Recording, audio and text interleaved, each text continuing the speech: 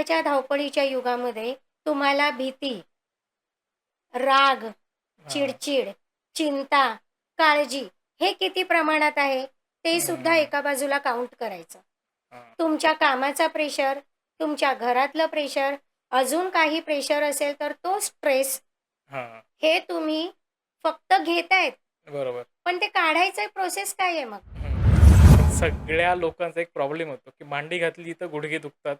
1-2 मिनिटानंतरनं pressure येतं आणि मग सगळं लक्ष गुडघ्यांवर जातं किंवा पाठ सरळ ठेवायची, पण ते ऑटोमॅटिकली बेंड होते आणि मग जाणवतं, की नाही आपली पाठ बेंड झाली, परत सरळ होतं.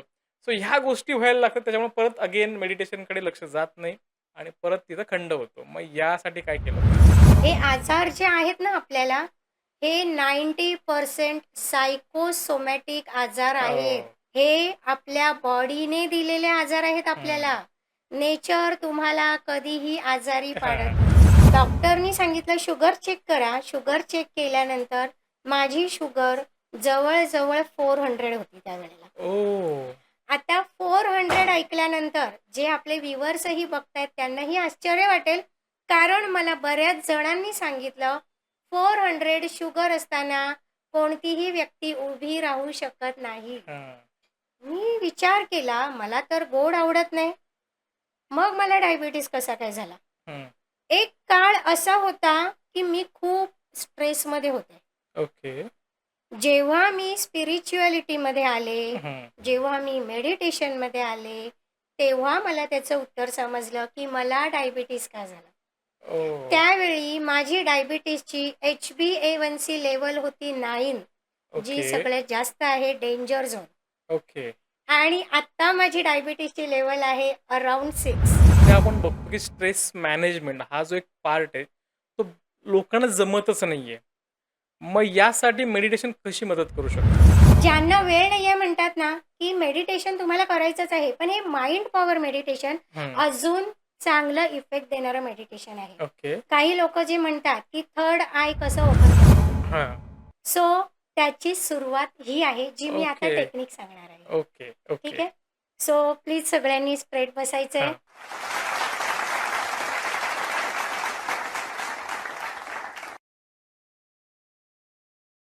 नमस्कार. मी गणेश कुंभार आपल्या सगळ्यांचं स्वागत करतो. इन्फॉर्मेशन बरोबर मोटिव्हेशन देणाऱ्या जगप्रसिद्ध चॅनलमध्ये ज्याचं नाव आहे गोष्ट फायद्याची. कारण इथे आहे तुमचा फायदा, हाच आमचा वायदा. आणि आज फायद्याची गोष्ट सांगण्यासाठी आपल्या स्टुडिओमध्ये आलेल्या आहेत मुंबई विरारच्या शिक्षिका, meditation master Rohini Jadhav. Madam तुमचं आमच्या स्टुडिओमध्ये खूप खूप स्वागत आहे. थँक यू सो मच मला या पॉडकास्टमध्ये बोलवल्याबद्दल. सो तुम्ही मेडिटेशन मास्टर म्हणून काम करताय. सो एकंदर तुमचा या क्षेत्रातला अनुभव काय आहे तो आमच्या प्रेक्षकांना सांगा? माझ्याबद्दल थोडीशी माहिती. मी रोहिणी जाधव आणि मी मेडिटेशन मास्टर आहे. सोबतच लामा-फिरा master healer, EFT practitioner, hooponopono practitioner, akashic record reader आणि angel therapist. Okay, okay. So या सगळ्या हीलिंगमध्ये पण तुम्ही काम करता. Okay, okay. सो अर्थात आपला आजचा विषय मेडिटेशन आहे. सो आपण त्याच्यावर चर्चा करूयात. तो जास्त वेळ न घालवता आपण आत्ता आजच्या पॉडकास्टला सुरुवात करूयात. अर्थात मेडिटेशन हे आपल्या आयुष्यात का गरजेचं आहे? म्हणजे लहान मुलापासून ते वृद्ध व्यक्तीपर्यंत त्याची का गरज आहे? ते कशा पद्धतीने केलं जातं? ते केल्यानंतर आपलं मानसिक स्वास्थ्य जे आहे ते कसं नीट राहतं? या सगळ्या गोष्टींवरती आज आपण या पॉडकास्टमध्ये चर्चा करणार आहोत. सो कुठेही जाऊ नका. शेवटपर्यंत बघत राहा. सो आता मॅडम आपण सुरुवात करूयात. सगळ्यात बेसिक प्रश्न, की मेडिटेशन म्हणजे नक्की काय? मेडिटेशन म्हणजे ज्याला आपण ध्यान म्हणतो. पहिल्यापासून आपण ऐकत आलोय, इकडे ध्यान दे, तिकडे ध्यान दे. पण हे ध्यान म्हणजे नक्की काय? धी आणि यान. हं. धी म्हणजे आतमध्ये जाणं आणि यान म्हणजे यात्रा.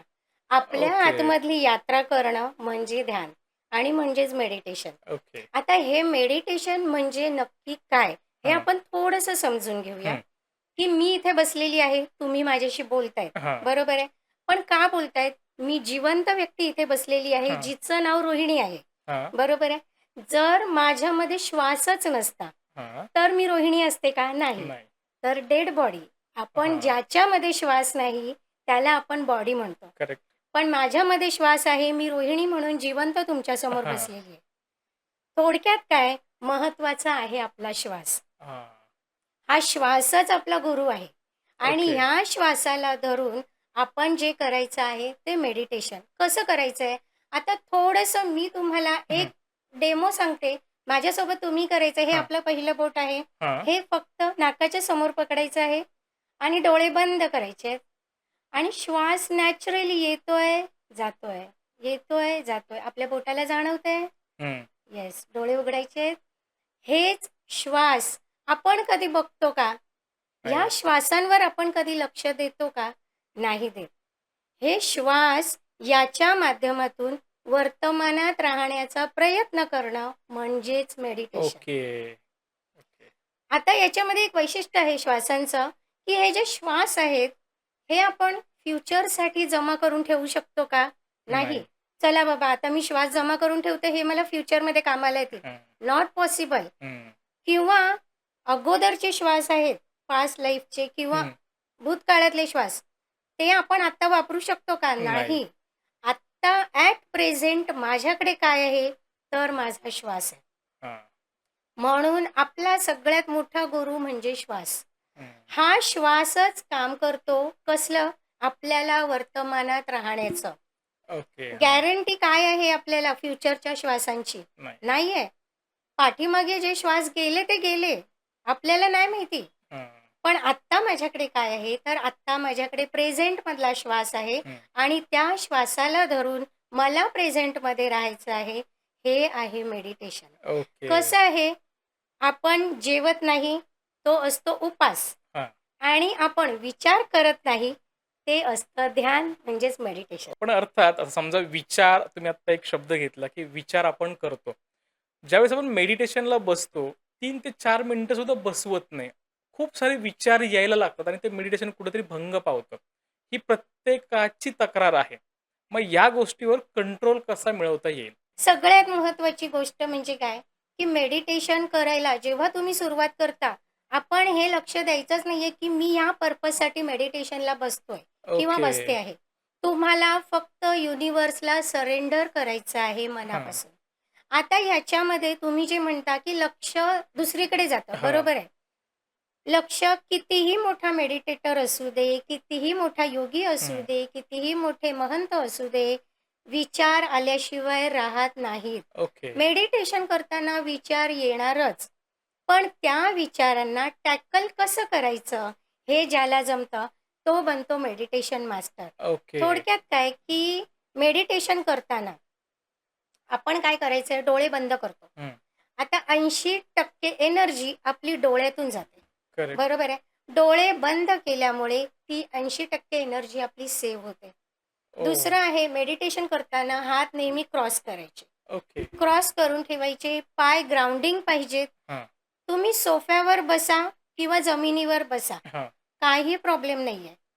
तुम्ही जमिनीवर नुसते बसलात, आसन घेऊन हं. बसलात किंवा हा सोफा माझा हिमालय प्रदेश आहे. हिमालय आहे ओके. माझा. हां. ठीक आहे. आता एक थोडंसं बेसिक सांगते, की आत्ताच्या लोकांना काय वाटतं माहिती आहे का, मेडिटेशन कर म्हटल्यानंतर, आम्ही काय म्हातारे नाही झालोय मेडिटेशन हां, करायला हां. किंवा रिटायरमेंट घेतल्यानंतर बघू मेडिटेशनचं. असं नाहीये. मेडिटेशनचे फायदे जेव्हा तुम्हाला समजतील, हं. तेव्हा तुम्ही मेडिटेशन करणार, की काही लोकांचा काय भ्रम असतो, मेडिटेशन करण्यासाठी मला संन्यास घ्यावा लागेल, हां. मला हिमालयामध्ये जावं लागेल. नाही, हिमालय तुमच्या घरात आहे. बसा तुमच्या सोफ्यावर. हां. तोच तुमचा हिमालय आहे आणि करा मेडिटेशन. थोडक्यात काय, की जेव्हा आपण डोळे बंद करतो, हात क्रॉस करतो, हं. पाय क्रॉस करतो, तेव्हा आपली 100% एनर्जी आपल्या आतमध्ये सेव्ह केली जाते. ओके. आणि त्याच्यामुळे काय होतं, की आपलं बाहेर लक्ष विचलित होत नाही. ओके. ओके. तरी सुद्धा तुम्ही म्हणताय, की 4 ते 5 मिनिटानंतर लक्ष विचलित व्हायला सुरुवात होते. हां. हे होणारच आहे. हं. काय होतं कधी-कधी, की एक 8 दिवस लोक मेडिटेशन करतात. हं. ठीक आहे. 8 दिवसानंतर सांगतात, की नाही, हे आपलं काम नाही. हां. असं का सांगतात? नाही, विचार येतात मॅडम डोक्यामध्ये. नेमका मेडिटेशनला बसल्यावरच कुकरची शिट्टी वाजते. हां. नेमका मेडिटेशनला बसल्यावर दारावरची बेल वाजते. हां.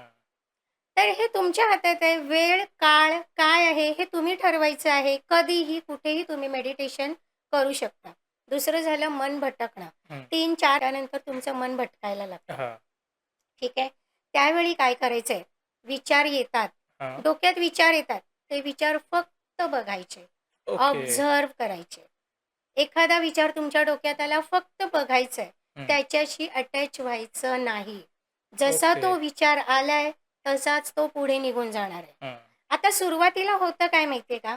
एक विचार गेला, दुसरा विचार येतो. हो, हो. दुसरा विचार गेला, तिसरा विचार येतो. जेणेकरून आपल्याला असं वाटतं, अरे एवढे सगळे विचार तर आत्तापर्यंत आले नव्हते. मेडिटेशन सुरू हां. केल्यानंतर हे विचार यायला सुरुवात झाली आहे. पण असं नाहीये. काय असतं, मेडिटेशनला आपण बसल्यानंतर, ध्यानाला बसल्यानंतर आपलं मन आणि ब्रेन काम होत जातं, शांत हं. होत जातं. शांत झाल्यानंतर काय होतं, जे आतमध्ये भरलेले, साठलेले विचार आहेत, हां. ते एक-एक विचार वर यायला सुरुवात होते. ओके. आणि मग ही विचारांची साखळी सुरू होते. हां. बरं असंही नसतं, की हे विचार लिंक आहेत. हो. कधी-कधी असं होतं, एक विचार आला, दुसरा विचार आला, काही लिंकच नाहीये. रँडम असतात. रँडम विचार येतात. तर रँडम विचार येणं ही सुद्धा एक आपण म्हणतो ना, की चांगलं आहे हे. मेडिटेशन तुमचं चांगल्या मार्गावरती जातंय. तुम्ही प्रोग्रेस ओके. करणार आहात का? कारण हे आतमध्ये साठलेलं कुठेतरी बाहेर यायला सुरुवात हां. झाली आहे. त्याच्यामुळे तुम्ही असं म्हणूच नका, की 8 दिवस झाले मला रिझल्ट येत नाहीये. हां. विचार जात नाहीये. नाही, ते विचार जाणार नाहीतच आहे. ओके. ते विचारांना तुम्हाला फक्त बघायचंय, हं. ऑब्झर्व्ह करायचे आणि ओके. ह्याची तुम्हाला हळू-हळू सवय झाल्यानंतर मग एक टाईम असा येणार आहे, की पहिला विचार आणि दुसरा विचार याच्यामध्ये थोडासा गॅप मिळतो तुम्हाला. ओके. तो गॅप जो असतो तो महत्त्वाचा असतो. बरं. थोड्या दिवसानंतर हा गॅप वाढत जातो. हं. विचार थांबत नाहीत. ओके. गॅप वाढत जातो. पहिला गॅप मिळाला 1 सेकंदाचा, 2 सेकंदाचा. तो गॅप मिळणं महत्त्वाचं आहे. ओके. त्याच्यामुळे हळू-हळू ती प्रॅक्टिस होणार आहे मेडिटेशनची हं. आणि मन भटकण्याचं थांबणार आहे. पण मग एकंदर आपण जसं तुम्ही आता मेडिटेशनला बसणं, विचार येतायत हे तर झालं. पण एक्झॅक्टली मेडिटेशन करताना काय केलं पाहिजे? तुम्ही तर म्हटले मांडी घालून पण बसू शकता किंवा चेअरवर किंवा सोफ्यावर बसू शकता. पण डोळे बंद केल्यावर एक्झॅक्टली प्रोसेस काय करायची? की मेडिटेशन करायचं म्हणजे नक्की काय करायचं? हं. तर माझं असं म्हणणं आहे, मेडिटेशन करायचं म्हणजे काहीच नाही करायचं. ओके. हां.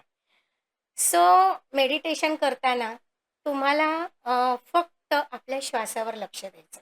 ओके. श्वास येतोय, श्वास जातोय. आत्ता प्रेझेंटमध्ये माझ्याकडे काय आहे? माझा श्वास आहे. हं. बाकी काहीही नाही. की आपण सगळ्या धर्मग्रंथांमध्ये एक वाक्य वाचतो. या जगामध्ये काहीही नित्य नाही, हां. सगळं अनित्य आहे. करेक्ट. बरोबर आहे? सो एकच गोष्ट नित्य आहे, ती म्हणजे आपला श्वास. हां. जोपर्यंत आपण आहोत, तोपर्यंत आपला श्वास आहे. करेक्ट. आणि जर या श्वासाला गुरु मानून त्या श्वासाला तुम्ही धरून ठेवलात, तर तुम्ही मेडिटेशनमध्ये मास्टर होणारच. आता ओके. नक्की काय करायचं आहे? डोळे बंद केल्यानंतर शांत बसायचं, पोश्चर सरळ पाहिजे हं. आणि श्वास येतोय, श्वास जातोय. श्वास येतोय, श्वास जातोय. आता याच्यामध्ये आपल्याला प्राणायाम करायचं नाही, श्वासांची गती वाढवायची नाही, ओके. श्वासांची लय बदलायची नाही. हं. नॅचरली श्वास जे आपले चालू आहेत, हं. तेच श्वास आपल्याला बघायचे आहेत. बघा ना, आपण एवढं आयुष्य जगलो, पण कधी आपण त्या श्वासांकडे बघितलंय का? हं. नाही नाही. बघितलं. आपण रात्री झोपलो तरीही आपले श्वास आपली साथ सोडत नाहीत. बरोबर. पण आपण आपल्या श्वासांना कधी साथ दिली आहे? हं. कधीच नाही दिली. जेव्हा आपल्याला प्राणायाम करायला बसवतात, तेव्हा प्राणायाम करतोय आपण. ठीक हां. आहे. आता मेडिटेशनमध्ये काय करायचंय? तुमचं नॅचरल ब्रीथिंग ओके. तुम्हाला फॉलो करायचं आहे. श्वास येतोय, श्वास जातोय. श्वास येतोय, श्वास जातोय. फक्त एवढंच करायचं आहे. पण मग अर्थात जसं तुम्ही म्हणालात, की बाबा आपण चेअरवर बसू शकतो किंवा मांडी घालून बसू शकतो. पण सगळ्या लोकांचा एक प्रॉब्लेम होतो, की मांडी घातली तर गुडघे दुखतात. 1-2 मिनिटानंतरनं प्रेशर येतं आणि मग सगळं लक्ष गुडघ्यांवर जातं किंवा पाठ सरळ ठेवायची, पण ते ऑटोमॅटिकली बेंड होते आणि मग जाणवतं, की नाही आपली पाठ बेंड झाली, परत सरळ होतं. सो ह्या गोष्टी व्हायला लागतात. त्याच्यामुळे परत अगेन मेडिटेशनकडे लक्ष जात नाही आणि परत तिथं खंड होतो. मग यासाठी काय केलं पाहिजे? मेडिटेशन करताना कुठलेही रिच्युअल फॉलो करणं गरजेचं नाहीये, की आपल्याला स्ट्रेट बसायलाच पाहिजे का? नाही. आपण इव्हन काम करताना पण आपण स्ट्रेट नाही बसू शकत हां. कंटिन्यू. ते चांगलंच आहे स्ट्रेट बसणं, पण ते पॉसिबल होत नाही. हं. तर स्ट्रेट बसल्यानंतर हळू-हळू आपण असे खाली झुकायला लागतो. हो. चालेल, हरकत नाहीये. पण सहज ध्यान म्हणजे काय, की सहज आसन, सुखावह आसन. जे ओके. तुम्हाला कम्फर्टेबल आहे, त्या आसनामध्ये तुम्हाला बसायचं आहे. मग ते मांडी घालून बसा किंवा खुर्चीवर बसा किंवा सोफ्यावर बसा. ओके. पाठीमागे टेकून बसा किंवा सरळ बसा. ओके. पण तुमचा मेन फोकस काय आहे? ब्रीथिंग. ओके. तुमच्या श्वासावर लक्ष केंद्रित करणं. ओके. हे मेन आहे. ओके. पण मग अगेन लोकांचा असा प्रश्न असेल, की आम्ही झोपून मेडिटेशन करू शकतो का? हां. नाही, झोपून मेडिटेशन होतच नाही. झोपून आपल्याला झोपच लागते. हां, एक आहे, की झोपून आपण मेडिटेशनचा एक वेगळा प्रकार आहे, जो योग निद्रा म्हणतो, हां. ते आपण करू शकतो. विपश्यना मेडिटेशन आहे, ते आपण झोपून करू शकतो. ओके. जेणेकरून आता हा मेडिटेशनचा थोडासा पुढचा प्रकार आहे ओके. विपश्यना, की झोपल्यानंतर कधी-कधी असं होतं ना, की आपल्याला झोप येत नाही, हं. विचार येत राहतात. हो. त्यावेळी काय करायचं? योग निद्रा, हात सरळ, पाय सरळ, शांत फक्त पडायचं आणि आपल्या शरीरामध्ये ज्या संवेदना सुरू आहेत, हां. ज्या हालचाली सुरू आहेत, कुठे पेन होतंय, कुठे काही ओके. खजवल्यासारखं वाटतंय, हां. कुठे काहीतरी जाणवतंय, त्याच्याकडे लक्ष केंद्रित करणं म्हणजेच विपश्यना मेडिटेशन. ओके. हे तुम्ही झोपून करू शकता, कारण हे करता-करता आपल्याला चांगली झोप येते. ओके. ॲक्चुअली विपश्यना हे सुद्धा बसूनच करायचं असतं. हां. पण जेव्हा आपल्याला झोप येत नाही, तेव्हा हे आपण झोपूनही करू शकतो. पण आनापानसती मेडिटेशन हे आपल्याला बसूनच करायचं आहे. मग तुम्ही टेकून बसा किंवा सरळ बसा. आनापानसती म्हणजे हं. काय?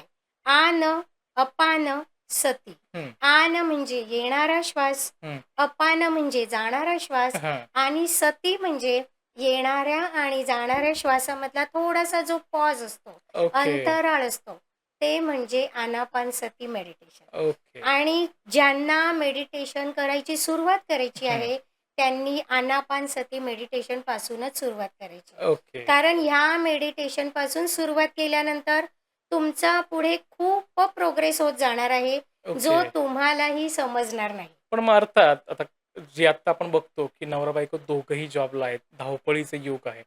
तरीही 5 मिनिटं सुद्धा वेळ काढून मेडिटेशन करता येत नाही. मग ज्यावेळेस या लोकांना आपल्याला समजवायचंय, की समजा तुम्ही मेडिटेशन करत नाहीये, तर तुमच्या आयुष्यात हे प्रॉब्लेम सुरू होतील. ते कुठले असतील? तर आता आपण म्हणतो की ॲक्चुअली आपण नवरा-बायको म्हणण्यापेक्षा फॅमिली म्हणूया, हां. की आज प्रत्येक फॅमिलीमध्ये धावपळच दिसते. हो. घड्याळाचा काटा फिरतोय, तशी घरातली माणसं गोल-गोल फिरतायत. करेक्ट. ठीक आहे. आता आज असं झालंय ना, की तुम्हाला श्वास घ्यायलाही वेळ नाही, असं हं. म्हटलं तरी चालेल. हो. ठीक आहे, की मी स्वतःचा अनुभव सांगते. मी एखाद्याला समजा सांगितलं, कोणीतरी मला हीलिंग सेशनमध्ये प्रॉब्लेम सांगतात, की मॅडम असा-असा प्रॉब्लेम आहे. पहिलं माझं सोल्युशन असतं, मेडिटेशन करायला सुरुवात करा. ओके. समोरून असा प्रश्न असतो, उत्तर असतं, की वेळ नाही आम्हाला मेडिटेशन करायला. ओह! म्हणजे तेच आहे, जे तुम्ही आता प्रश्न विचारला ते मी अनुभव घेतलेले आहे. हं. ठीक आहे. वेळ नाही, हे आपण किती सहजतेने म्हणतो. ठीक हं. आहे. पण आत्ताच्या धावपळीच्या युगामध्ये तुम्हाला भीती, राग, हां. चिडचिड, चिंता, काळजी हे किती प्रमाणात आहे, ते सुद्धा हं. एका बाजूला काउंट करायचं. हां. तुमच्या कामाचा प्रेशर, तुमच्या घरातलं प्रेशर, अजून काही प्रेशर असेल तर तो स्ट्रेस, हां. हे तुम्ही फक्त घेतायत, बरोबर. पण ते काढायचं प्रोसेस काय आहे मग? हं. फक्त डॉक्टरकडे गेल्यानंतर सगळं होणार आहे का? हं. नाही नाही. आहे पॉसिबल. आज हे आपण म्हणतो ना टेक्नॉलॉजीचं युग आहे. थोडं काय झालं डॉक्टरकडे जा, गोळी खा, संध्याकाळी फिट, आम्ही कामाला रेडी. हं. ठीक आहे. पण मग तुम्हाला फक्त डॉक्टरवर जिवंत राहायचंय? हं. की नाही. डॉक्टर तुमची 100% गॅरंटी घेणार आहे, हं. की एवढ्या वर्षापर्यंत तुम्हाला काहीही होणार नाही? आता याच्यामध्ये होतं काय, हे सगळं जे आहे, भीती म्हणा, किंवा राग आहे, चिडचिड आहे, हां. चिंता आहे, काळजी आहे. याच्यामुळे होतं काय, तुमचं फिजिकली आणि मेंटली बॅलन्स पूर्णपणे बिघडून जातो. ओके. याचा परिणाम कुठे दिसतो? घरातल्या कामांवर, हां. ऑफिसमधल्या कामांवर, मुलांवर त्याचा राग निघतो. हं. नवरा-बायको एकमेकांवर त्यांचा राग काढतात. बरोबर. हल्ली आपण बघितलं तर दोघेही पॅरेंट्स वर्किंग आहेत. हो. प्रत्येक घरामध्ये आज ही सिच्युएशन दिसते, की मी पण कामाला जाते, मग मीच का करू घरातली कामं? हो. नवऱ्याचं म्हणणं असं असतं, की मी कर्ता पुरुष आहे. हं. तर मग घरातलं कोणी करायचं? ठीक आहे, ह्याला सोल्युशन पण असतं. हं. मेड ठेवा, काही करा. ठीक आहे. पण ह्याच्यामुळे होतं काय, जे नातेसंबंध असतात, ते दुरावले जातात कुठेतरी. हां. बरोबर. की नवऱ्याला वाटतं बायको समजून घेत नाहीये. बायकोला वाटतं नवरा समजून घेत नाहीये. हं. मुलांना वाटतं आई-वडील समजून घेत नाहीयेत. बरोबर. कारण नवरा-बायकोंचं एकच हत्यार असतं, आपलं मूल. हां. काहीही झालं तर मुलांवर राग काढायचा. बरं ह्या सगळ्यामधून तुम्हाला तुमच्यासाठी डॉक्टर काय करणार आहे? हं. जर ह्याच्यातून तुम्हाला बाहेर पडण्याचा मार्ग पाहिजे असेल, तर तो आहे मेडिटेशन. पुढचा ओके. प्रश्न, वेळ नाही. हं. ठीक आहे. तुम्ही मोबाईल किती वेळ बघता? हं. रील्स, स्टेटस, WhatsApp मेसेजेस जे पण आहे, WhatsApp युनिव्हर्सिटी म्हणूया आपण करेक्ट. त्याला आता. हो. की सगळ्या गोष्टी आपण त्याच्यातून शिकत असतो. हां. त्याच्यामध्ये तुम्ही किती वेळ घालवता? स्वतःला विचारा हा प्रश्न, दुसऱ्यांना विचारण्यापेक्षा. तुम्ही त्याच्यामध्ये 10 मिनिटं घालवत असाल?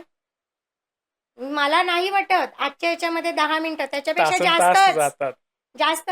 एकदा एक रील आला, हे बोट आहे ना आपलं खूप ॲक्टिव्ह झालंय. करेक्ट आहे. हे अंगठा किंवा हे बोट हां. चालूच असतं. मला वाटतं हे झोपेत पण चालू असेल काही लोकांचं, की हे चालू स्क्रोलिंग, बस स्क्रोलिंग करत राहा. हं. ते स्क्रोलिंग तुम्ही किती वेळ करता? 15 मिनिटं, 20 मिनिटं? ठीक आहे. मी म्हणते 24 तासातले 10 मिनिटं मेडिटेशनला देऊ शकत नाही तुम्ही? हं. 10 मिनिटापासून सुरुवात करा. त्याचे बेनिफिट जेव्हा तुम्हाला समजतील, तेव्हा तुम्ही स्वतः हा टाईम वाढवत द्याल. त्याच्यामुळे वेळ नाही हा मुद्दा मला कधीच मेडिटेशनच्या बाबतीत पटत नाही लोकांचा. ओके. दुसरं असं आहे, की मुलं काय करतात? अनुकरण करतात, हो. ऑब्झर्वेशन. तुमची मुलं तुमचं ऑब्झर्वेशन करतात. मम्मी किती वेळ मोबाईलमध्ये असते, पप्पा किती वेळ मोबाईलमध्ये असतात. हां. पण जर मुलांनी मोबाईल घेतला, की आपण काय म्हणतो, माझं मूल मोबाईल ॲडिक्टेड आहे. हां. माझं मूल मोबाईल खूप जास्त वेळ वापरतं. ठीक आहे. पण ते कोणाकडून शिकलंय? हं. आज तुम्ही जर भयानक इतकी विदारक परिस्थिती आहे ना, की 1 वर्षाचं बाळ 6 महिन्यापासून ते 1 वर्षाच्या बाळाला आपल्याला भरवावं लागतं. हो. बरोबर. ठीक आहे. मोबाईल दिल्याशिवाय ते बाळ जेवत नाही. हो. मोबाईल दिल्याशिवाय ते बाळ तोंडात घास घेत नाही. आणि पॅरेंट्स हे कौतुकाने व्हिडिओ बनवून हां. व्हायरल करतात. म्हणजे तुम्ही तुमच्या मुलांना कोणत्या मार्गाला नेताय? हं. उद्या तीच मुलं मोठी झाल्यावर जेव्हा मोबाईल वापरतात, तेव्हा तुम्ही काय म्हणता?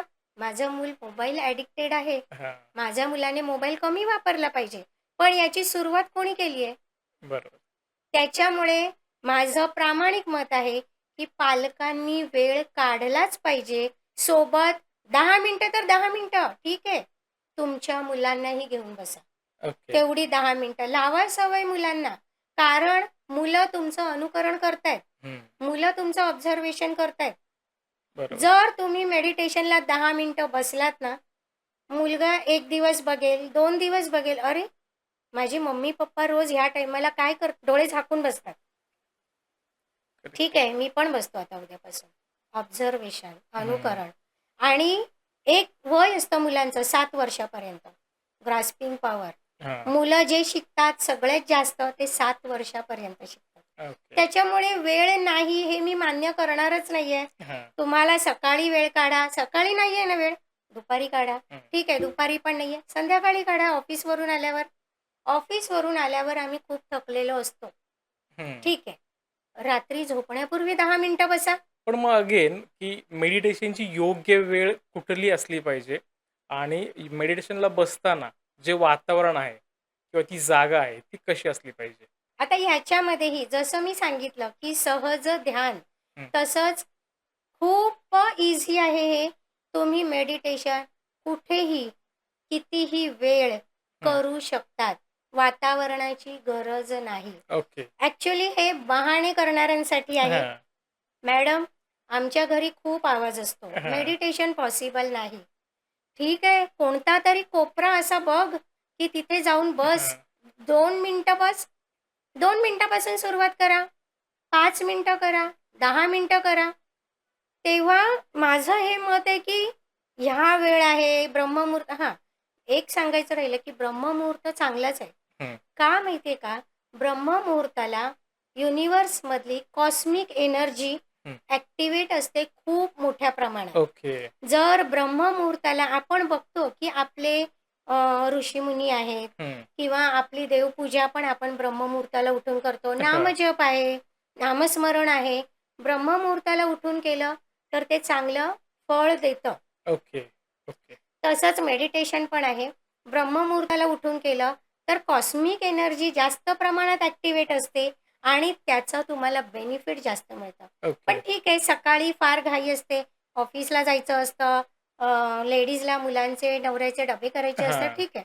नाही आहे वेळ दुपारी काढा, 10 मिनिटं काढा, संध्याकाळी 10 मिनिटं काढा. नाहीच आहे, अगदीच नाही. तुम्ही बिछाण्यावर पडल्या-पडल्या तर झोपत नाही. हां. 10 मिनिटं, तेवढी 10 मिनिटं मेडिटेशनसाठी द्या. तिथून सुरुवात करा. माझं हे म्हणणं आहे, जेव्हा तुम्हाला बेनिफिट कळणार आहेत, तेव्हा तुम्ही स्वतःहून तो टाईम वाढवणार आहेत. आता वातावरणाचं म्हणाल, तर नेचरमध्ये केलेलं मेडिटेशन सगळ्यात जास्त बेनिफिट देतं. ओके. समुद्रकिनारी केलेलं मेडिटेशन. आज आपण समुद्रकिनारी फिरायला हं. गेल्यानंतर आपल्याला वेगळं चित्र दिसतं. हं. जर तुम्ही तिथे मेडिटेशनला जाऊन बसलात ना, लोकं हसतील आपल्याकडे बघून. हं. मेडिटेशन समुद्रकिनाऱ्यावर.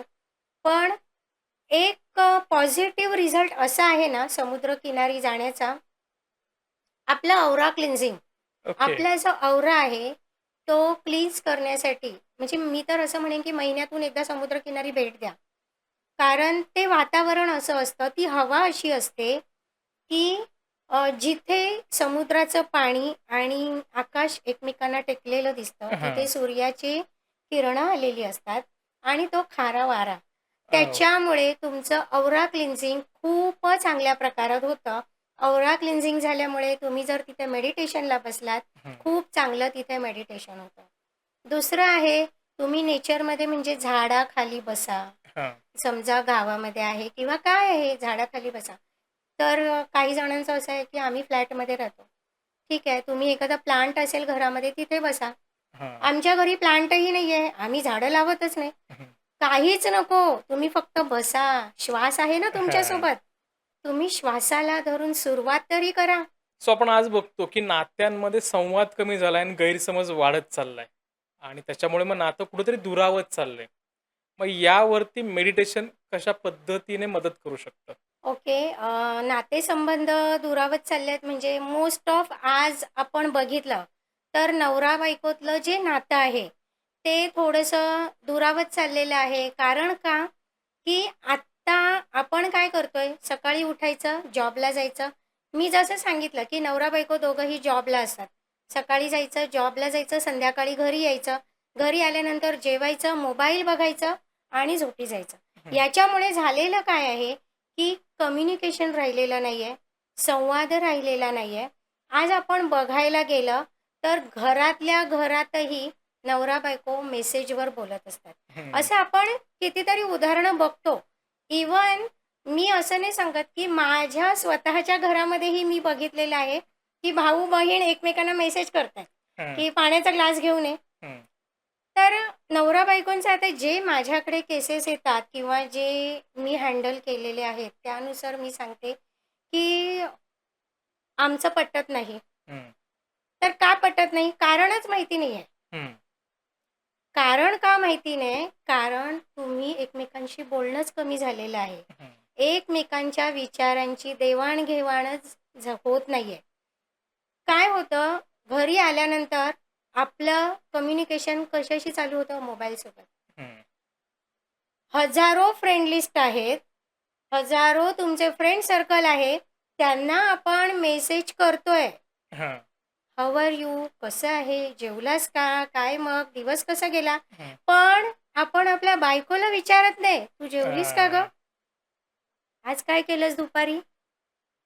किंवा मी असं नाही म्हणत नवऱ्यांच्याच बाबतीत, इव्हन लेडीज बायकासुद्धा. हं. ऑफिसमधून समजा घरी आलेले आहेत, तर आपल्या नवऱ्यानेही आपल्याला मदत करावी. कॉमन आहे, करायलाच हं. पाहिजे. माझं म्हणणंच नाही आहे, की नाही करायला पाहिजे. पण त्याच्यानंतर सुद्धा मी खूप थकलेली आहे, मला काही विचारायचं नाही, मला काही बोलायचं नाही. नवऱ्याला सुद्धा काहीतरी बायकोला सांगायचं असतं, "अगं, हं. आज ऑफिसमध्ये असं झालं, आज ऑफिसमध्ये तसं झालं." पण कम्युनिकेशन हे पूर्णपणे लुप्त झालेलं आहे हं. असं म्हटलं तरीही चालेल. आपण काय करतो, आपल्या अडचणी आहेत ना, त्या आपल्याला दुसऱ्यांना सांगायला जास्त आवडतात. हां. अरे, घरामध्ये ना आज बायकोसोबत खूप भांडण झालं. हं. तिने काय बटाट्याची भाजी दिली ना फक्त. हे एक कॉमन आहे. करेक्ट. हां. तुम्ही तुमच्या मित्राने सांगणार, पण ते तुम्ही तुमच्या बायकोला का नाही सांगत? हं. ठीक आहे. संवाद कमी झालेला आहे आणि म्हणून हा गॅप वाढत चाललेला आहे. ठीक आहे. मोबाईल हे तर डिस्ट्रॅक्शन ॲक्चुअली कोणतीही टेक्नॉलॉजी हं. ही चांगल्यासाठीच येते. बरोबर आहे. आज मोबाईल बघायला गेलं तर ॲडव्हांटेजेस पण आहेत हं. आणि डिसॲडव्हांटेजेस पण आहेत. बरोबर. तुमची नाती दुरावणारा माझ्या मते हा मोबाईलच आहे. ओके. काय होतं माहिती आहे का?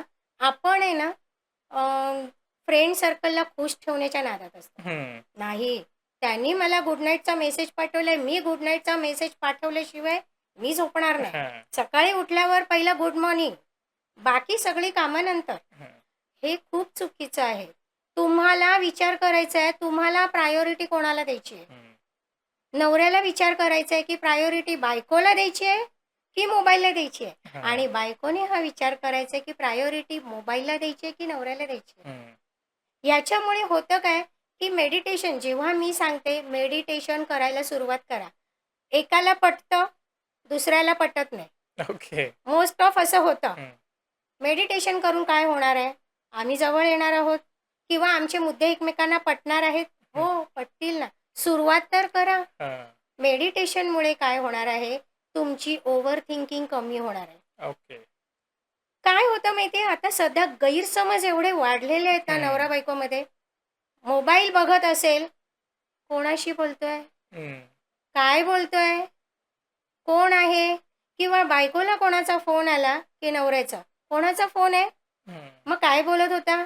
किंवा काय बोलत होती? कशाबद्दल बोलत होते? ह्याच्यामधूनच डाउट्स निर्माण होतात. बरोबर. पण त्याच वेळी ते डाउट्स क्लिअरही करायला हं. पाहिजेत. ते आपण करतो का? नाही नाही करत. करत. आणि मग हे मुद्दे वाढून गैरसमज निर्माण होतात.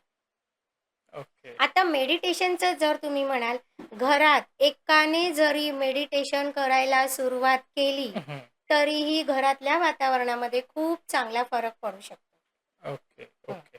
बायकोने मेडिटेशन जर करायला सुरुवात केली, तिच्यातलं ओव्हर थिंकिंग कमी होणार आहे. तिच्यामध्ये अंडरस्टँडिंग येणार आहे.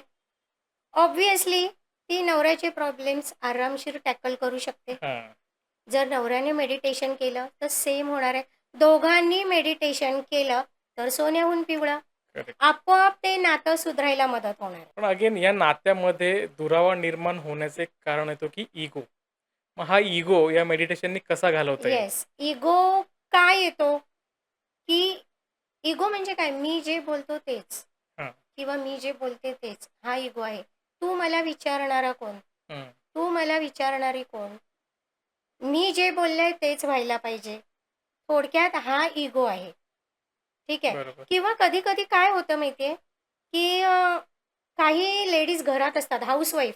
हां. नवऱ्याचा इगो काय असतो? तू घरातच असतेस ना. हां.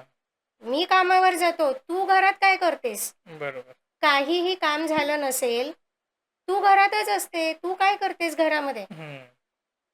बायकोकडे उत्तर नसतं. हं. कारण ती घरात असते, तिला माहिती आहे ती घरात काय करत असते ते. करेक्ट. इथून इगोला सुरुवात होते. हं. ठीक आहे. कधी-कधी काय होतं, आपण असं बघतो, की नवऱ्यापेक्षा बायकोला पगार जास्त असतो. त्याच्यामध्ये हो. बायकोचा इगो जास्त मोठा असू शकतो. करेक्ट. मला पगार जास्त आहे म्हणजे मी सांगते तेच व्हायला पाहिजे. हं. ठीक आहे. आता हे इगो का येतात? इगो कम्युनिकेशन कमी असल्यामुळेच येतात. ओके. अंडरस्टँडिंग कमी आहे. एकमेकांना समजून घेण्याची वृत्ती हं. नाहीये. त्याच्यामुळे हे इगो वाढायला लागतात. ऑब्व्हियसली मेडिटेशन जर तुम्ही करायला सुरुवात करताय, हं. तर हे सगळं कमी होत जाणार आहे. ओके. इगो राहणारच नाही. जे मेडिटेटर आहेत, त्यांच्यामध्ये जर तुम्ही बघायला गेलात, इगो राहतच नाही. ओके. तुम्ही 10 मिनिटापासून सुरुवात करा. तुमच्यामध्ये काय चेंजेस होतायत, ते अनुभवायला सुरुवात करा. ओके. आणि ऑब्व्हियसली हे केल्यानंतर नवरा-बायकोमधलं नातंही सुधारणार आहे. मग अगेन, की समजा मेडिटेशन केल्यानंतर एक्झॅक्टली त्या व्यक्तीच्या मानसिक आणि शारीरिक ज्या काही चेंजेस थोडक्यात, की शारीरिक आणि मानसिक चेंजेस नक्की काय हो. होतात? ॲक्चुअली मला वाटतं, की हा प्रश्न माझ्या मते थोडा चुकीचा आहे. कारण ओके. मेडिटेशनमुळे असं काहीच नाही, की ते होत नाही. ओके. येस. 100% रिझल्ट मेडिटेशनमुळे मिळू शकतात. हं. फक्त तुम्ही ते व्यवस्थित करायला पाहिजे. ओके. आता तुमच्या प्रश्नाचं उत्तर आधी मी देते, फिजिकली काय-काय होतं? हं. फिजिकली मेडिटेशन करायला लागल्यानंतर जसं मी म्हटलं, की युनिव्हर्समधून कॉस्मिक एनर्जी आपल्यामध्ये यायला सुरुवात हं. असते. हे आहे ब्रह्मरंध्र. इथून ती एनर्जी आपल्यामध्ये यायला सुरुवात होते. ओके. ब्रह्मरंध्रामधून एनर्जी आतमध्ये यायला सुरुवात झाल्यानंतर आपल्या बॉडीमध्ये असलेले ब्लॉक्स आहेत. हं. आता ब्लॉक्स कसे तयार होतात? जे मगाचचे मुद्दे, भीती, इगो, हां. राग, चिडचिड, चिंता, काळजी. आपल्या शरीरामध्ये 72,000पेक्षा जास्त नाड्या आहेत. हो. बरोबर आहे. ज्यावेळी आपण ह्या गोष्टी करतो, चिंता, काळजी आहे, हं. स्ट्रेस आहे, ह्या गोष्टी आपल्यामध्ये येतात, त्यावेळेला होतं काय, की तुमची एनर्जी कुठेतरी लॅक होते ओके. बॉडीमध्ये. एनर्जी पूर्णपणे मिळत नाही. हो. ठीक आहे. ज्यावेळी हे सगळे इमोशन्स आपल्यामध्ये येतात, हं. तेव्हा आपल्या बॉडीमधला कॉर्टिसॉल हार्मोन असतो, हां. तो रिलीज व्हायला सुरुवात होते. ओके. कॉर्टिसॉल हार्मोन हा बॅड हार्मोन आहे. ओह! तो आपल्या बॉडीवर कसा इम्पॅक्ट पाडतो? हं. कॉर्टिसॉल हार्मोन रिलीज झाल्यानंतर आपल्या बॉडीमध्ये पॅचेस तयार व्हायला सुरुवात होते. आता ओके. हे पॅचेस कसलेही असू शकतात. कोणत्याही आजाराचे. ओह! कोणत्याही आजाराचे. इवन ह्याची सुरुवात कशी होते? आपले हात दुखतात, पाय दुखतात. आपण असं म्हणतो, की मी खूप सुखात आहे. हां. मी काहीच स्ट्रेस घेत नाही. पण तुमच्या नकळत तुम्ही कितीतरी स्ट्रेस घेत असता. हं. हे आजार जे आहेत ना आपल्याला, हे 90% सायकोसोमॅटिक आजार आहेत. ओह! हे आपल्या बॉडीने दिलेले आजार आहेत हं. आपल्याला. नेचर तुम्हाला कधीही आजारी हां. पाडत नाही. जर आपला जन्म झालेला आहे, तर तो चांगलं राहण्यासाठी झालेला आहे. हं. हे बरोबर. कॉमन आहे. चांगलं राहणं, निरोगी राहणं हे कॉमन आहे. करेक्ट. आजारी राहणं हे तुम्ही निर्माण केलंय. हां. आणि हे तुम्ही कशातून निर्माण केलंय? तुमच्या इमोशनलमधून. ओके. तुमचे जे इमोशन्स आहेत, ते कुठेतरी तुमच्या बॉडीवरती इम्पॅक्ट करतात. ओके. आणि कॉर्टिसॉल रिलीज होतो. कॉर्टिसॉल रिलीज झाल्यामुळे हे सगळे आजार तयार होतात. ओके. एक तुम्हाला मी सांगते, की कॅन्सरसारखा आजार, हां. क्रोनिक डिसीज आहे. असं म्हणतात, की कॅन्सर कधीही बरा होत नाही. हां. ठीक आहे. Second thing diabetes. हां. डायबिटीज, शुगर झाल्यानंतर डॉक्टर काय म्हणतात? मरेपर्यंत डायबिटीजची औषधं चालू ठेवायची आहेत. हं. ठीक आहे. कॅन्सर, डॉक्टर काय सांगतात? आम्ही आमचे प्रयत्न करू. हं. ठीक आहे. पण हे कॅन्सरच्या पेशी कशा तयार होतात? आपल्या बॉडीमध्ये बऱ्याच ठिकाणी हे हार्वर्ड युनिव्हर्सिटीचं रिसर्च आहे, ओके. की आपल्या बॉडीमध्ये जिथे-जिथे ऑक्सिजन पोहोचत नाही, तिथे ओह! पॅचेस तयार व्हायला सुरुवात होते. मग ते पॅचेस कॅन्सरवरती जातात. कॉर्टिसॉलने तुमच्या पॅन्क्रियाजवर आक्रमण केलं, हं. तर तुम्हाला डायबिटीज होतो. ओके. म्हणजे हे सगळे आजार आपण ओढवून घेतलेले आहेत. हं, हं. मी तुम्हाला खूप जवळचं उदाहरण सांगते माझं स्वतःचं. ओके. मला डायबिटीस आहे, ओह! मला शुगर आहे. ठीक आहे. आता हे जेव्हा मी डॉक्टरकडे गेले, हं, आधी मला माहिती नव्हतं. माझ्या पायाला जखम झाली हं. होती, तेव्हा ती जखम बरी होत नव्हती. म्हणून मी डॉक्टरकडे गेले. डॉक्टरने सांगितलं, "शुगर चेक करा." ओह! त्याच्या आधी मला कोणतेही सिम्प्टम्स नव्हते. काहीही सिम्प्टम्स नव्हते मला, की ओके. जेणेकरून मी डॉक्टरकडे जाईन आणि शुगर चेक करेन. हं. डॉक्टरनी सांगितलं, "शुगर चेक करा." शुगर चेक केल्यानंतर माझी शुगर जवळ-जवळ 400 होती त्यावेळेला. ओह! आता 400 ऐकल्यानंतर जे आपले व्ह्यूअर्सही बघतायत त्यांनाही आश्चर्य वाटेल, कारण मला बऱ्याच जणांनी सांगितलं, 400 शुगर असताना कोणतीही व्यक्ती उभी राहू शकत नाही. हां.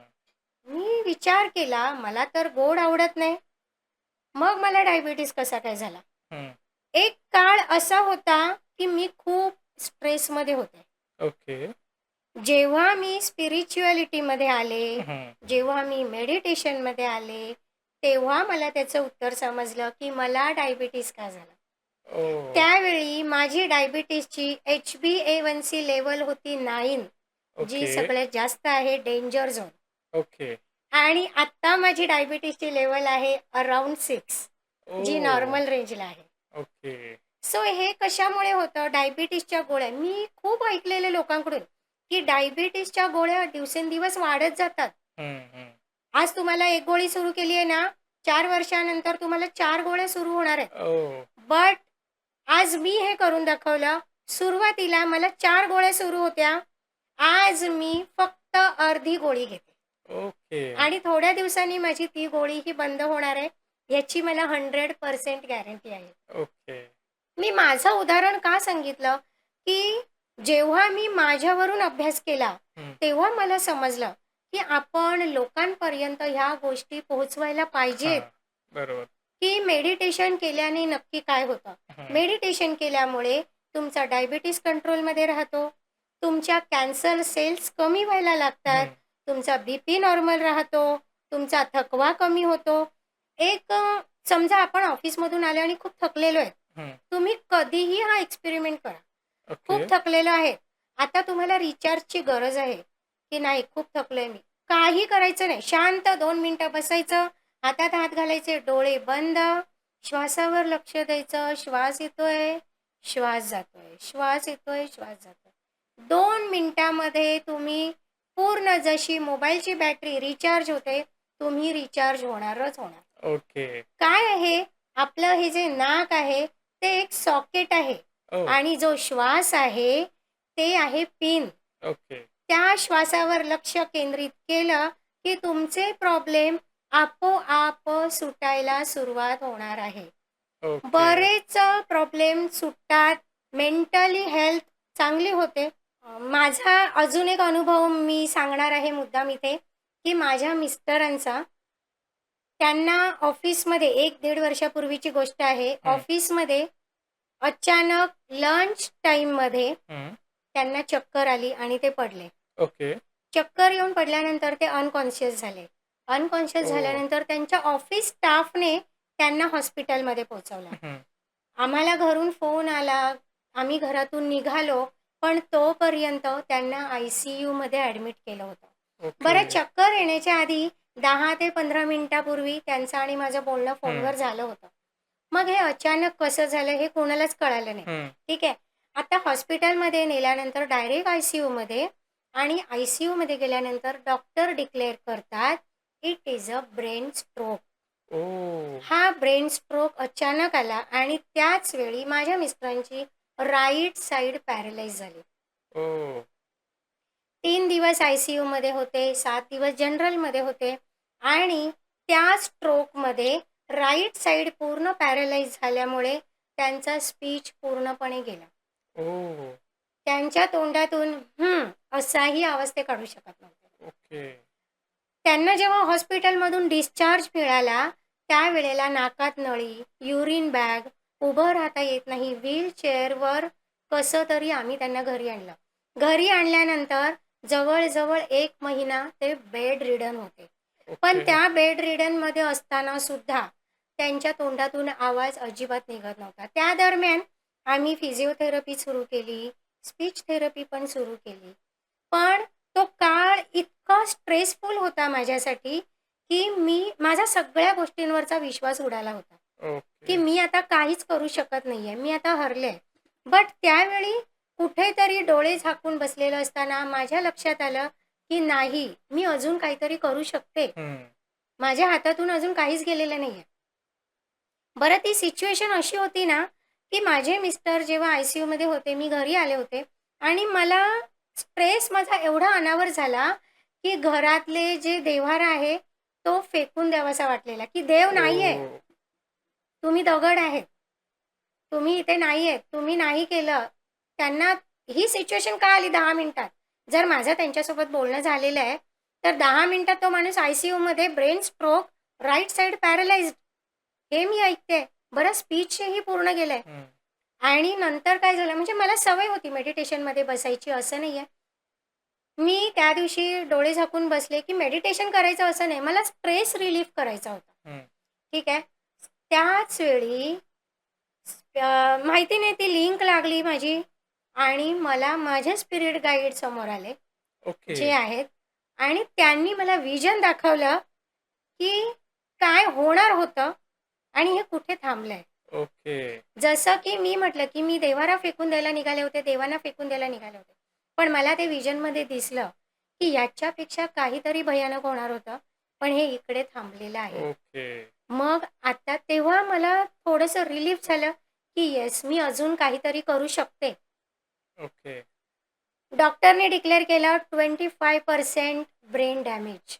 ओह! सुरुवातीला ते आम्हाला ओळखायचे नाहीत. ओके. त्याच्यानंतर मी म्हटलं, "मला हिंमत हारून चालणार नाहीये. जर माझ्यामध्ये काही मॉडॅलिटीज आहेत मी शिकलेली, हं. माझ्याकडे काही शक्ती आहेत, जसं मेडिटेशन, हं. तर त्याचा मी उपयोग करून का नाही बघावा?" हं. माझ्या मिस्टरांना मी डेली मेडिटेशन घ्यायला सुरुवात केली. ओके. हीलिंग द्यायला सुरुवात केली.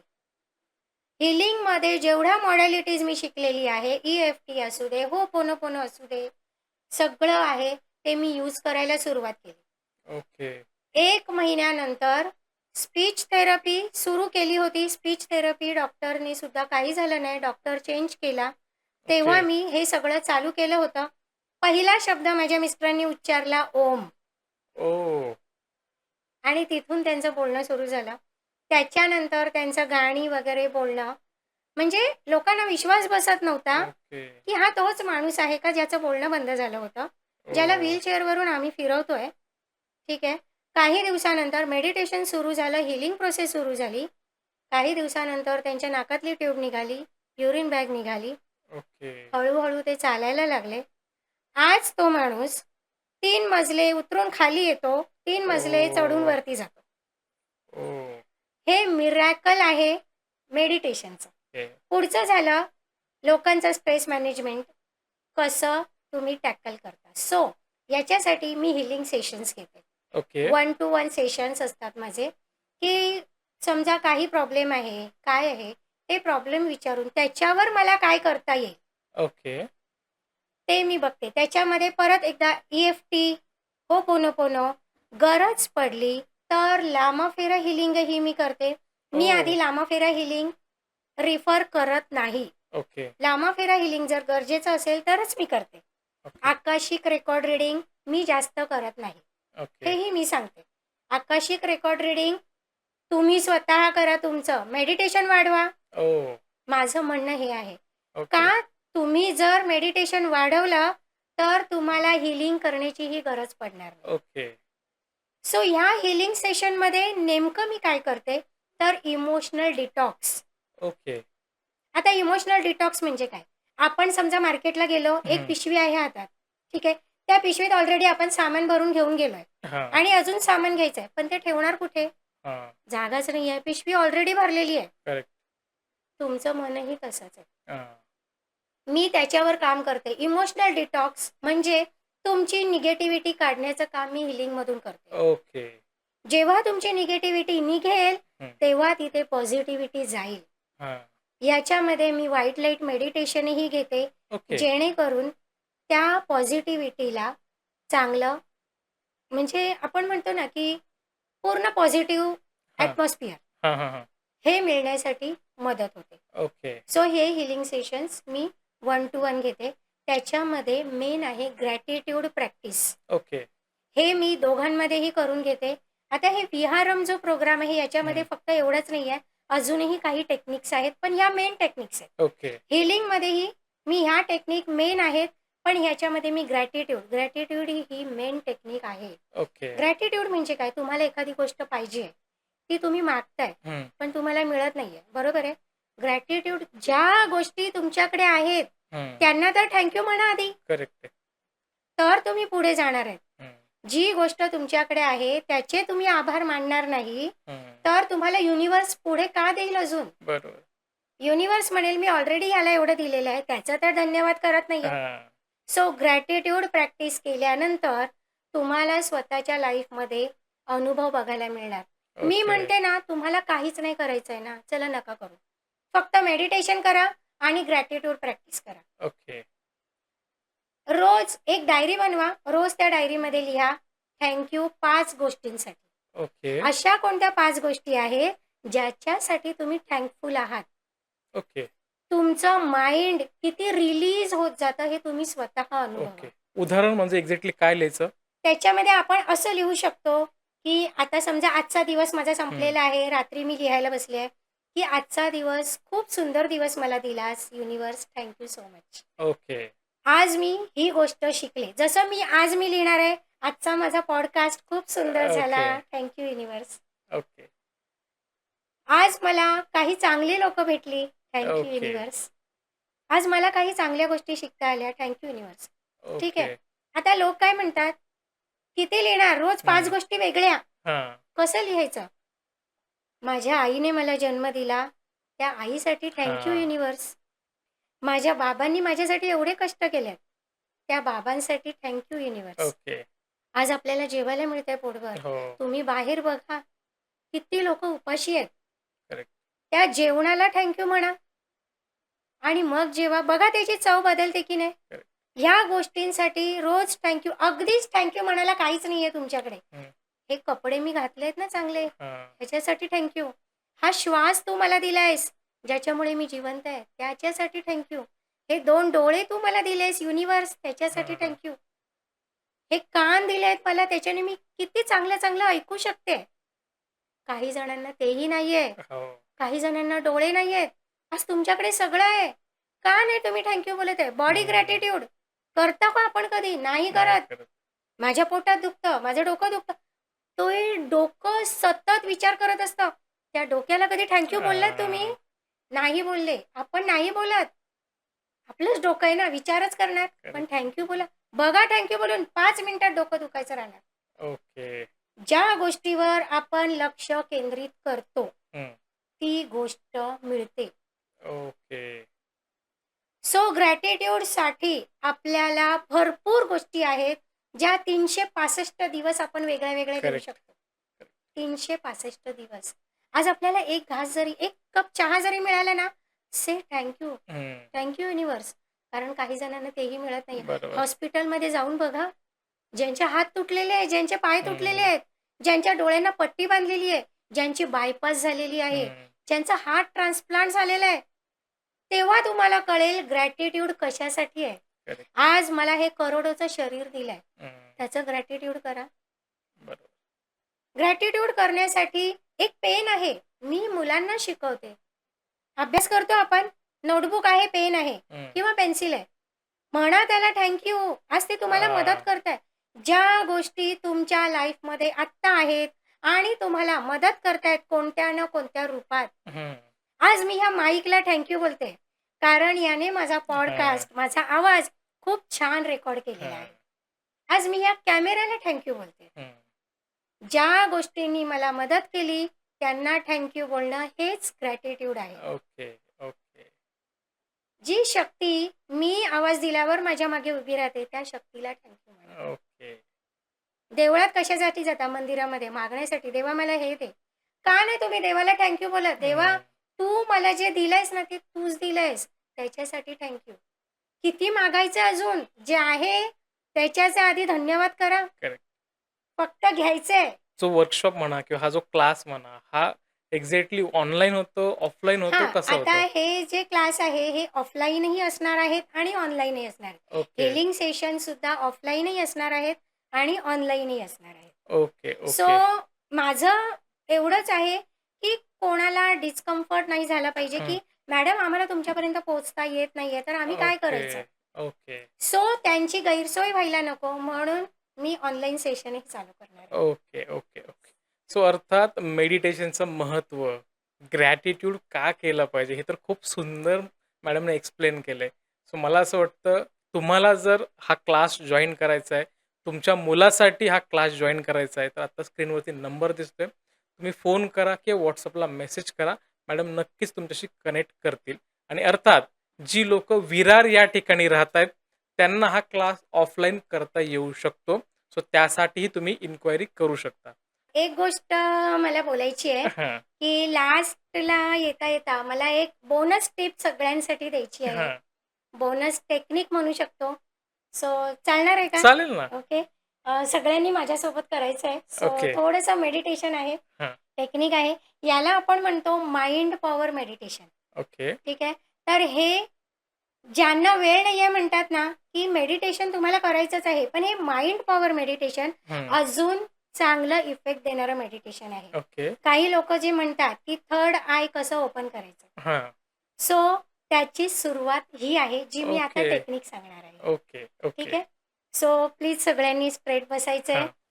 हातात हात घालायचे आहेत हं. आणि डोळे बंद करायचे आहेत. श्वासावर लक्ष केंद्रित करायचं आहे. श्वास येतोय, श्वास जातोय. बॉडी लूज सोडायची आहे. रिलॅक्स व्हायचं आहे. आणि आता आपली जी मान आहे, ती 5 डिग्री थोडीशी वरती करायची आहे. मान वरती केल्यानंतर 2 भुवयांच्या मध्ये, 2 आयब्रोजच्या मध्ये लक्ष द्यायचं आहे. फक्त बघायचं आहे आणि आपल्या श्वासांना ऑब्झर्व्ह करायचं आहे. आपल्या दोन्ही आयब्रोजच्या मध्ये फक्त बघायचं आहे. श्वासावर लक्ष द्यायचं आहे. Relax, relax, relax. दोन्ही हात हातांवर घासायचे आहेत आणि डोळ्यांना लावायचे आहेत आणि हळुवारपणे डोळे उघडायचे आहेत. ओके, कसं वाटतंय? हं. शांत, एकदम आता आपण हा रिलॅक्स वाटतंय. फक्त डेमो बघितला, पण डेली जर तुम्ही 10 मिनिटं हे माइंड पॉवर मेडिटेशन करताय, तर काही महिन्यानंतर तुम्हाला इथे लाईट्स दिसायला सुरुवात होते. ओके. आणि आपण जे म्हणतो चक्रा बॅलन्सिंग, हं. थर्ड आय ओपनिंग हे इथून व्हायला सुरुवात होते. Okay, okay, so okay. हे मेडिटेशन खूप पॉवरफुल आहे. सो प्लीज हे सगळ्यांनी एक अनुभव घेण्यासाठी तरी करावं ओके. असं मला ओ वाटतं. मला वाटतं नक्कीच सगळेजण करतील आणि मला वाटतं तुमची मेडिटेशनची जर्नी जी आहे, ती याच्यातून तुम्ही सुरू कराल. सो आता मॅडम थांबूयात. खूप छान तुम्ही आता मार्गदर्शन केलंय.